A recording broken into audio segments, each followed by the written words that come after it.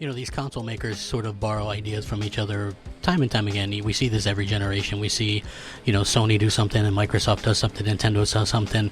A lot of times Nintendo's been one of the first companies to get their things copied. You know, we saw with the Wii how Microsoft wanted to copy it with the Kinect, and we also saw how Sony was trying to copy it with the, obviously with the Move or whatever, so it was kind of funny. But even in going into this next generation, obviously there's some, complementary copying. Just look at the share button that was copied by the Xbox Series X onto that controller, which I think is cool. I don't have a problem with that per se.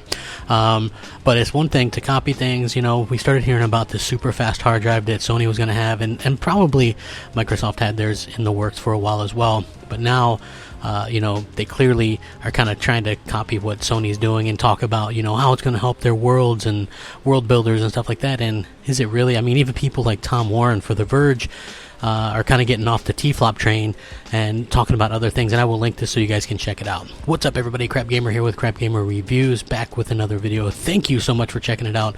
Like, share, subscribe, hit that bell, all that kind of good stuff. Hopefully you guys are all staying happy, healthy, and inside. So obviously there's, we know what the hardware is like under the hood for the PS5 and the Series X.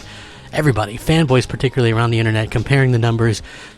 Console warriors, there's spec warriors, there's developer warriors. There's a little bit of everything going on. Big focus is on T-flops, teraflops. But obviously developers are saying that may not be the number to be fixated on, at least according to Tom Warren, which, by the way, Tom Warren kind of flip-flopped on this anyway. He was talking about how it was going to be a huge advantage for the Xbox Series X, and now he's kind of gone the other way. So unfamiliar with him, he's the senior editor at The Verge, and due to that, he's got to read over a lot of feedback on the systems from various developers, and it turns out there's more in line with the thinking the CPU and solid-state drive are the most important thing for features like frames per second and crossplay. He doesn't dismiss the importance of teraflops, and completely just says that it might not be as important as you would think, obviously, right? So anyway, what was funny was Windows Central, which is a mostly like 100% Microsoft flavored channel, an outlet.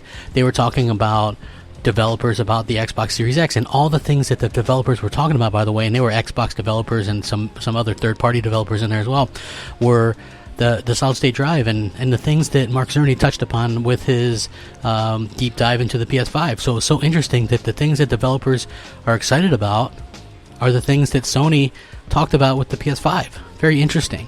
So at the end of the day, I think that Microsoft, are talking up a point where they have a weakness in comparison to the PS5 solid-state drive, but it's going to be interesting to see what we get from this. Anyway, let me know what you guys think. Sound off, rate, comment, subscribe. Rack 'em up. Crapgamer out.